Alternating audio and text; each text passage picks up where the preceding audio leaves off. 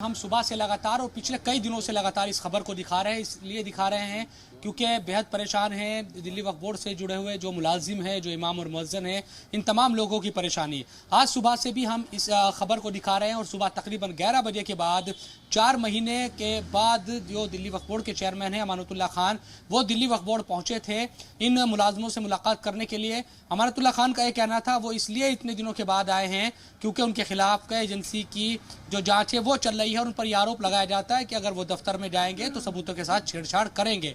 तो हम सुबह से तस्वीर दिखा रहे हैं। हमारे साथ जो लोग इस वक्त मौजूद हैं ये दिल्ली वक्फ बोर्ड के इमाम और मुअज्जिन हैं। इमाम हैं यानी कि इमामत करते हैं, कोई 30 साल से, कोई 40 साल से, कोई 25 साल से, लेकिन इस तरह के हालात इनके सामने हैं। इनसे बात करते हैं। रशीदी साहब, आपसे से जानना चाहेंगे, आप तो सीएम और डिप्टी सीएम के घर तक चले गए, तमाम जो इमाम है, मसला तो हल नहीं हुआ, आज क्या यकीन दहानी कराई गई है? देखिए, आज ये हुआ है, जब हम सीओ के पास गए थे परसों, तो सीओ ने कहा था कि चेयरमैन साइन नहीं करेंगे, मैं तो अपनी तरफ से तैयार हूँ, मुझसे तो आज ही साइन करा लो। तो चेयरमैन साहब ने उनकी उस बात का जवाब देते हुए आज फाइलों पे अप्रूवल के लिए साइन कर दिया है और कुछ लोगों के चेक पे भी साइन कर दिया। जैसे फतेहपुरी के लोगों की जो है 6 महीने की तनख्वाह दे दी और आपका सिक्योरिटी गार्ड को दे दिया, स्टाफ को दे दिया 2-3 महीने का, इन लोगों के चेक पे भी साइन कर दिया। इमामों की फाइल पे अप्रूवल के लिए उन्होंने साइन कर दिया। अब जैसे ही पैसा आएगा, सीओ साइन कर दे या एक मेंबर साइन कर दे, वो पैसा जो है तुरंत जारी हो जाएगा। ये साइन पहले क्यों नहीं हो सकते थे?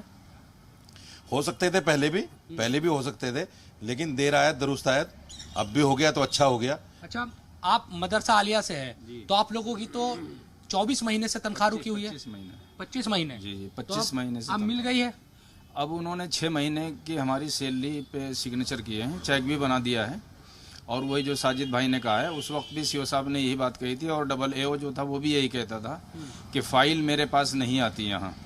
सीओ साहब ने ये कहा था कि फ़ाइल हमारे पास नहीं आई है और मुझे कोई एतराज़ नहीं है, गेंद जो है वो चेयरमैन साहब के पाले में है, ये बोलते थे और वो कब जो है गोल करेंगे इसका मुझे अंदाज़ा नहीं है।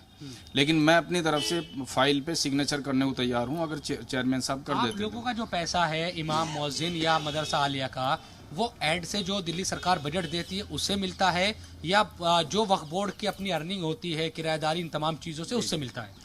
हमें तो पहले तो सही मिलता था जो अर्निंग होती थी वक्फ बोर्ड से, वक्फ बोर्ड की फतेहपुरी मस्जिद से हो या दूसरी जगह से हो। लेकिन इस दफ़ा चेयरमैन साहब ने किया कि हमारा मदरसा आलिया का जो बजट है वो दिल्ली सरकार से 1 करोड़ रुपया मंजूर कराया था, जिसको सीओ साहब और डबल एओ साहब देने को तैयार नहीं है। वो ये कहते हैं कि ये जो गारंट का पैसा है मदरसा आलिया के लिए नहीं है, जबकि दिल्ली वक्फ बोर्ड के जो ऑफिस अफसरान हैं वो ये कहते हैं कि नहीं, मदरसा आलिया के नाम से ही वो 1 करोड़ रुपया जो गारंट है वो मंजूर हुई है। लेकिन सीओ साहब का कहना यह है कि मैं बहुत ज़्यादा ईमानदार हूँ और वो पैसा दाएं हाथ में मेरे सरकार ने दिया है, बाएं हाथ से मैं उसमें ख़यानत नहीं कर सकता हूँ।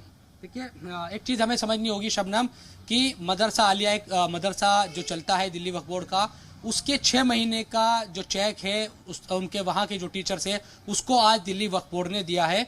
ये इस बात को कह रहे हैं। इसके अलावा जी चेयरमैन ने अभी साइन किया है, अभी उस पर भी या तो सीओ साइन करेगा, अच्छा उसमें भी साइन होगा, या एक मेंबर साइन करेगा, तब वो अकाउंट में जाएगा, तब जाके इनकी सैलरी मिलेगी। तो ऐसा नहीं, आइन रहे सीओ और चेयरमैन के दरमियान तो बनी नहीं रही। फिर अब ये है कि जैसे कारी साहब भी मेहनत करेंगे, हम लोग भी मेहनत करेंगे, सीओ से बोलेंगे या उनके पास जाएंगे, उनसे कहेंगे भाई साइन हो गया आप भी करो, तो उस पर मेहनत की जाएगी। अब अच्छा, इमाम साहब, आप कितने सालों से यहाँ वक्फ बोर्ड में इमाम हैं? तकरीबन 40 साल। 40 साल से कभी इस तरह की परेशानी आई कि 8-8 महीने तक आप लोगों की तनख्वाह न मिली? परेशानी नहीं है, ये पहली बार, इससे पहले 1-आध महीने की, 2 महीने 3 महीने की हुई है और वो पैसा ना होने की वजह से या किसी और वजह से या यहाँ के लोगों ने हड़ताल किया जो मुलाजिमीन यहाँ के हैं, जिसकी वजह से। लेकिन उसके बाद जो है सिराज पराशा साहब जिस वक्त वो यहाँ पर चेयरमैन थे, उन्होंने अपने हाथ से हम लोगों को तनख्वाह दी है।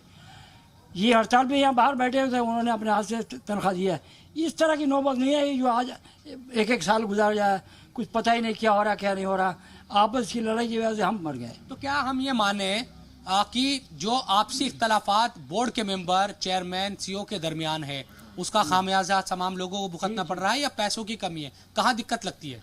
देखिए, बोर्ड के अंदर बदकिस्मती से कुछ ऐसे मेंबर आ गए जिनको न तो बोर्ड की अहमियत का पता है, न खुद अपनी अहमियत का पता है। एक आदमी जब बोर्ड में मेंबर चुन के आता है तो उसकी अहमियत कुछ मामूली अहमियत नहीं होती। उसको चाहिए कि जिस काम के लिए ऊपर वाले ने आपको चुना है वहाँ जाकर जो आपकी ड्यूटी है उसको करे, अपना भी फ़ायदा करे, अपनी कौम का फ़ायदा करे। जो लोग परेशान हैं उनको वो उनका हक मिलना चाहिए। लेकिन बदकिस्मती से कुछ जब से ये बोर्ड बना है इसमें कुछ लोग ऐसे आ गए कि वो हमेशा जो है अपनी उल्टी लाइन लेके चलते हैं। ये चौधरी शरीफ हैं, नईम फातिमा हैं, या एक आध और लोग हैं इस तरह के जो उनका ग्रुप बना के जो है साथ में चल लेते हैं। तो मेरा कहना ये है कि मेंबरान को इस तरह की हरकत नहीं करनी चाहिए जिससे इमामों को, टीचरों को, बेवाओं को इस तरह की परेशानी हो। क्योंकि ये जब परेशान होंगे तो जाहिर बात है बद्दुआ करेंगे, और जब बद्दुआ करेंगे तो उसका असर ज़रूर जाएगा। इसलिए इनकी बद्दुआओं से इन लोगों को बचना चाहिए।